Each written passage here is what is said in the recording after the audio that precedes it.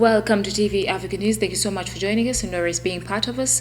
This is Africa Today. My name is Nahabeka Jur, but first are the headlines. President Yoweri Kaguta Museveni appoints parish chiefs to take charge of development model. Uganda sends another batch of troops to Somalia. NEMA calls on city municipal authorities to expedite enforcement of waste management regulations.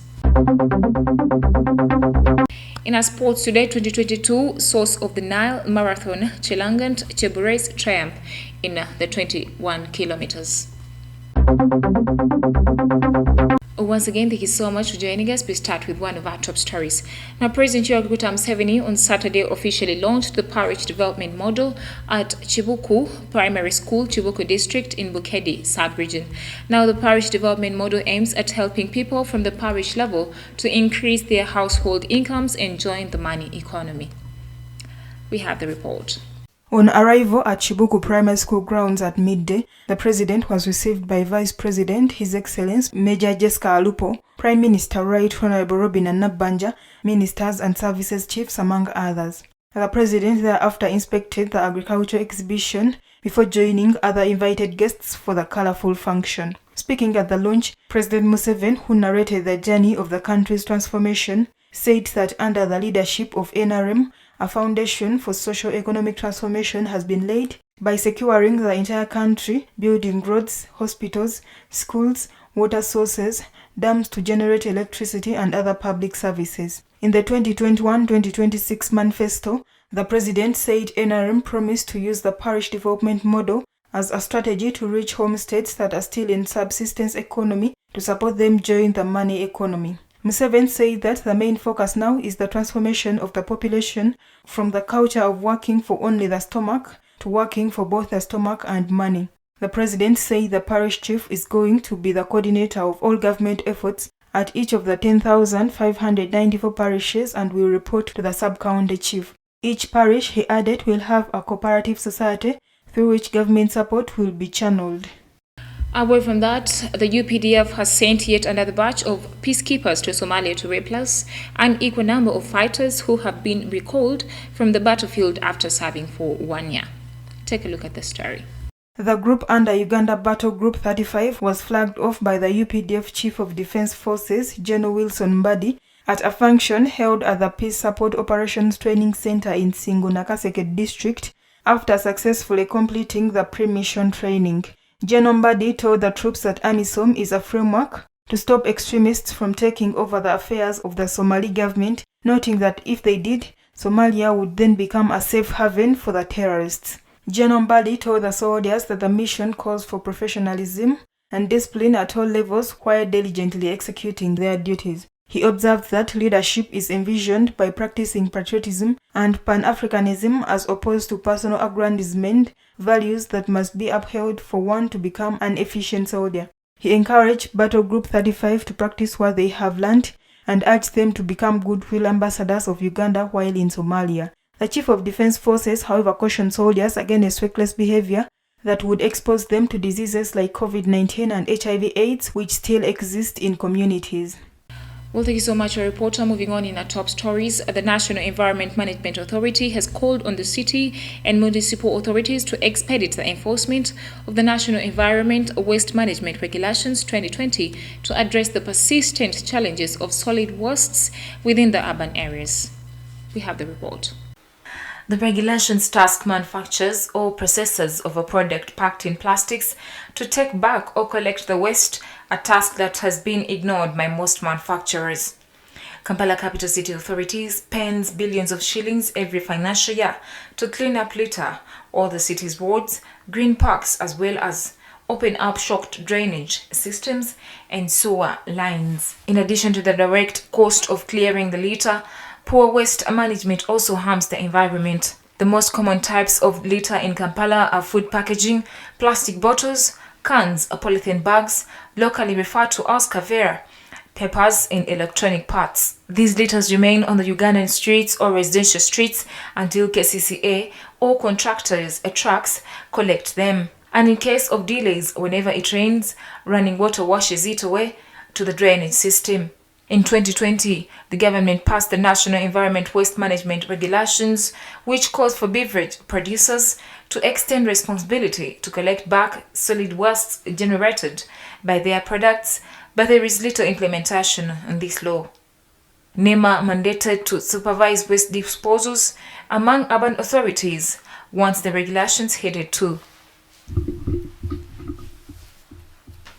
Well, thank you so much, reporter. We take a quick break. We shall come back with the international news.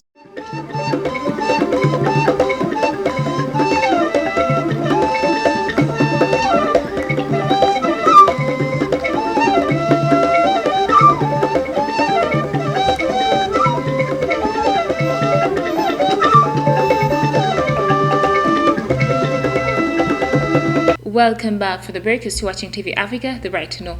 In our international news today, Kenya's President Uhuru Kenyatta and his ruling Jubilee Party on Saturday joined a coalition with veteran opposition leader Raila Odinga, inching closer to the likely support. More details in this report. Kenyan President Uhuru Kenyatta on Saturday said his party had joined an opposition coalition ahead of presidential and parliamentary elections in August in a bid to clean up politics of crooks.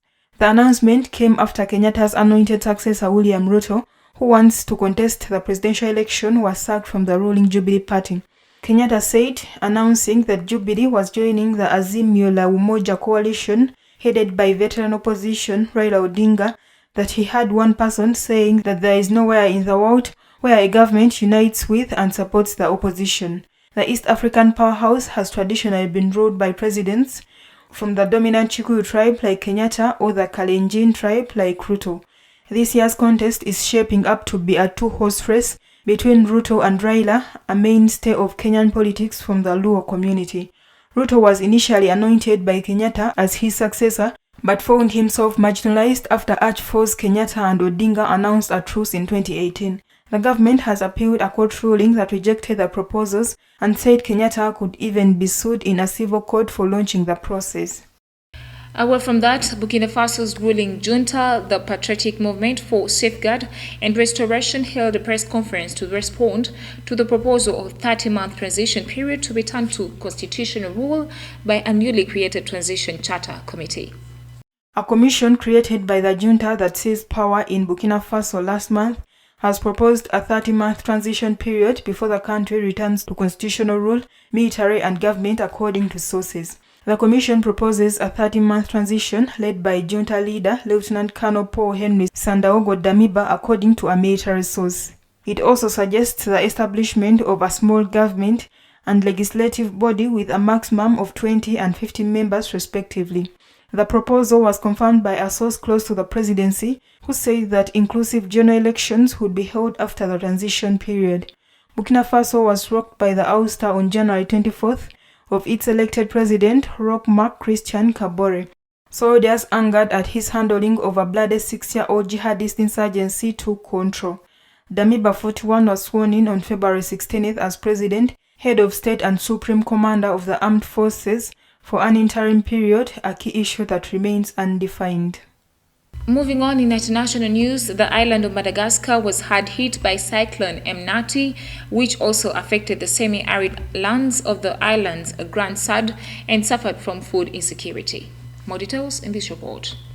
For the past 4 years, this region of 1.3 people has suffered from food insecurity, according to the World Food Programme. While this area had experienced very little rainfall over the past 4 years, the heavy rains that have fallen in recent days have given hope. The Ministry of Agriculture, with support from the World Bank and the UN Food and Agriculture Organization, has distributed 400 tons of seeds in recent months. Some crops have been covered by water from Mandre River, which has overflowed into the Anosi region. But the wetlands will allow villagers to replant new seeds. During the cyclone season from November to April, the islands of the Indian Ocean are often hit by storms. In early February, Madagascar saw cyclone Basirai kill at least 121 people and devastate crops.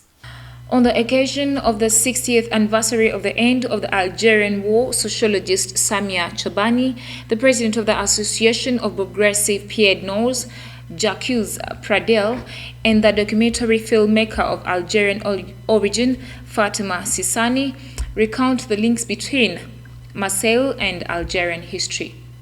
We have the report. According to Samia Jabani, sociologist and president of the Anchorages Association in Marseille, out of 800,000 inhabitants in Marseille, nearly 200,000 to 300,000 are concerned in one way or another with Algeria and the history of Algeria war, whether they are descendants of Algerian immigrants or Algerian-born French, Hakis repatriates. A public school can bear the name of a hero, but not that of an executioner. Many believe Bourguiba during his time instituted the scorched ground policies aimed at making the local population give up any form of resistance completely. In the 60 years since Algeria won independence from France, it has gone through multiple crises with its former colonizer, often fueled by domestic politics. Yet the two sides had surprisingly good relations for the first 4 decades, and it was only in the 1990s that things started to fall apart, experts say. Louise Martinez, a Maghreb researcher at Sciences Po University in Paris, say that generally, despite appearances and criticism, there has been a stable and very balanced relationship. That is, despite the devastation caused by the 8-year War of Independence that finally led to the signing of the Evian Accords on March 18, 1962, ending the conflict. Welcome back. For the breakers watching TV Africa, the right to know. In a business news today, businessman and party leader Moise Katumbi has invested in thousands of hectares of maize fields. Now, Katumbi said the Greater Katanga needs 2 million tons of maize every year, but they don't even produce 10% of their maize. Katumbi maintains that it is possible to make the Democratic Republic of Congo the breadbasket of Africa. But this requires awareness, determination, and also investment in human capital. With this in mind, he has invested $20 million in a 15,000 hectare area, the capital of Haute Katanga. Africa spends more than $7 billion a year on rice imports, which are essential for its food security, even though the continent has a great production potential. The same problem applies to maize cultivation in the region. Despite these investments, DRC still imports corn flour from its neighbors, where import routes into the country could be longer and less secure.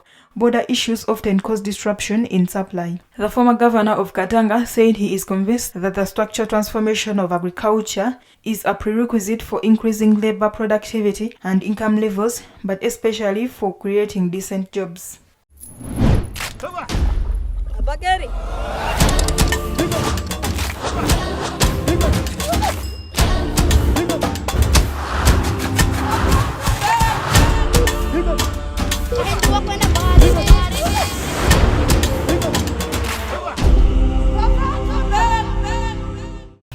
In our health news today, Kenya will host the 50th session of the UN Environment Assembly starting on Monday, February 28, where curbing plastic pollution will be a hot topic.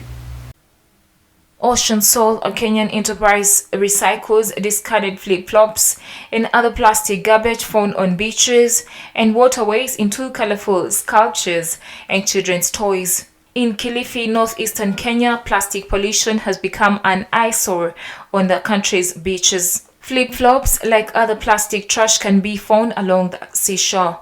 The beach on the Indian Ocean gathers trash sourced from the sea, but also rivers and canals. Volumes of plastic litter come from as far as India or the Philippines. During their cleanup session, volunteers pick up plastic bottle caps, candy wrappers, and flip-flops. The flip-flops, mostly cheap, modern varieties made of foam and other plastic materials that mimic rubber, are purchased by Ocean Salt, allowing collectors to earn a little extra cash to support their families. Kenyan enterprise Ocean Salt collects and recycles discarded flip-flops in order to reduce plastic pollution. Lilian Molupi, an Ocean Salt flip-flops collection coordinator, say that when the discarded shoes are retrieved from the sand, a new journey begins where they are cleaned and sorted into categories. She added that hard plastics and PET bottles are sold to recyclers, and the flip-flops are sent to a workshop in Nairobi for a Cinderella-like makeover. Ocean Soul says it recycles between 750,000 and 1 million flip-flops a year and has created around 1,000 full-time jobs. Governments are urged to agree on a treaty framework to curb plastic pollution. Nowadays, less than 10% of plastic is recycled, with most dumped in oceans and landfill.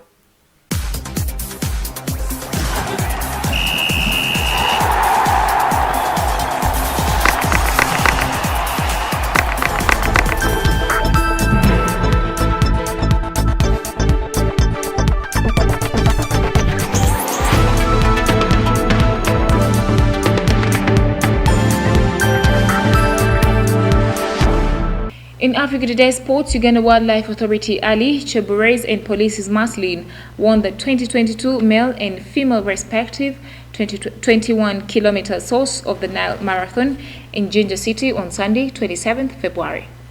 Take a look at the story. Chebu was clocked 1 hour and 2 minutes to add to the recently won national cross-country title in Tororo. Police's Abel Chebet and another UWA runner Geoffrey Kusoro were second and third respectively. Like Cheburez, Chelangan had also registered success in the National Cross Country Championship. She clocked 1 hour and 11 minutes and 52 seconds to win the competitive race ahead of WA's Sarah's Chelegant, who ran for 1 hour, 12 minutes and 12 seconds. Another UWA runner, Doreen Chesang, was third with an improved 1 hour, 12 minutes and 59 seconds.